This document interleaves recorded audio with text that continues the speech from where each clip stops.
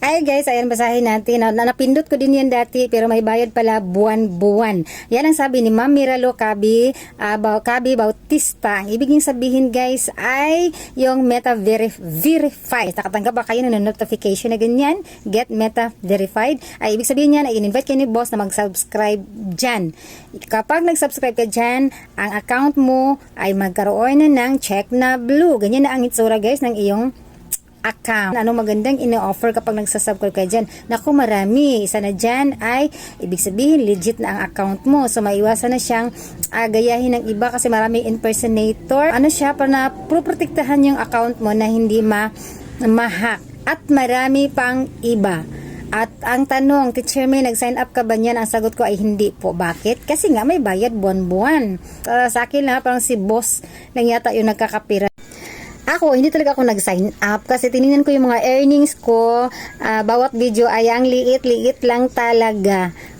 Kapag mag-sign up ako dyan, parang logi, diba? Parang ginigisa lang tayo sa sariling mantika. Lalo na kapag hindi ka pa sumasahod. Guys, hindi practical.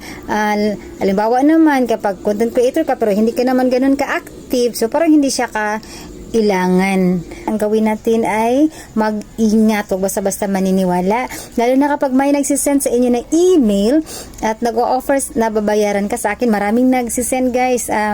Ina-operan ako, nababayaran ako pag ina-advertise ko yung mga product nila. Pero pag ikiniklik mo yun, may mga link doon sa baba, yun ang delikado. Kapag na-click mo yun, mabigay mo yung mga personal details, ay talagang mahahack ang account mo. May ginawa akong ibang proseso, hindi ko alam kung nagawan ko ba ng video dito. Tinawad kasi ako mag-tutorial guys, i-search nyo na lang.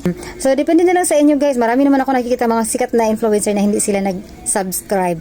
Kaya, nasa sa inyo lang talaga yan. Kung may pambayad ka, gusto mong magka-blue buds talaga, pwedeng-pwede. Magbabayad ka lang talaga, buwan-buwan. Yes.